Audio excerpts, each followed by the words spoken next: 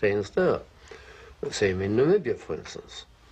But was it as clear as that? I mean, just going back, did all of the Irish people support that violence?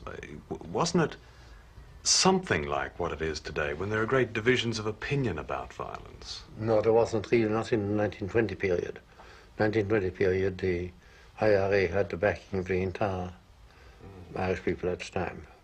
80%, 80 to 90% of the Irish people. So are you 1918 elections, you see, they swept the board, and that was the issue. Even against the advice of the Irish bishops.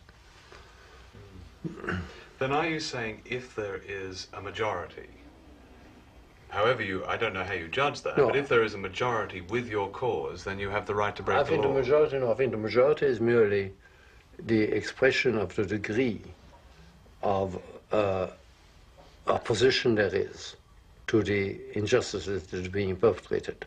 I think it's merely, if you like, the thermometer, the majority. I think that the test is really, are the injustices that are being perpetrated such as to make it inevitable nearly that you have to overthrow a regime, whatever regime it is. What you're saying then is the victim of repression has a right to resort to violence. Yes, to defend himself, certainly.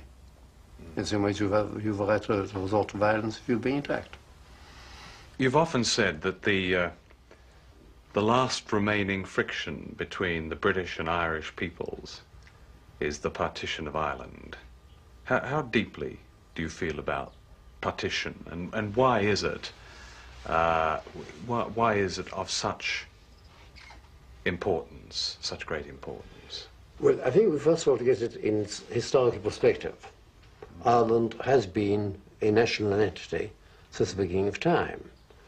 The whole question of partition only arose in the 1920s and in the Treaty of 1921. This treaty, which was imposed upon Ireland against the will of the overwhelming majority of the Irish people, resulted in two obstacles to good relations between England and Ireland remaining. First of all, the question of the relationship with the Crown. All our members of Parliament were supposed to take an oath of allegiance to the Crown.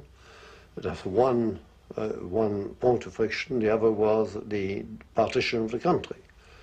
The question of the oath of allegiance, that part of the treaty is gone now, and the only subsisting one is partition. And to partition a country that has been a political unit since the beginning of time, it has a tradition, a history of its own, a language of its own, is quite traumatic for a country. I mean, just visualize if England was to be partitioned suddenly.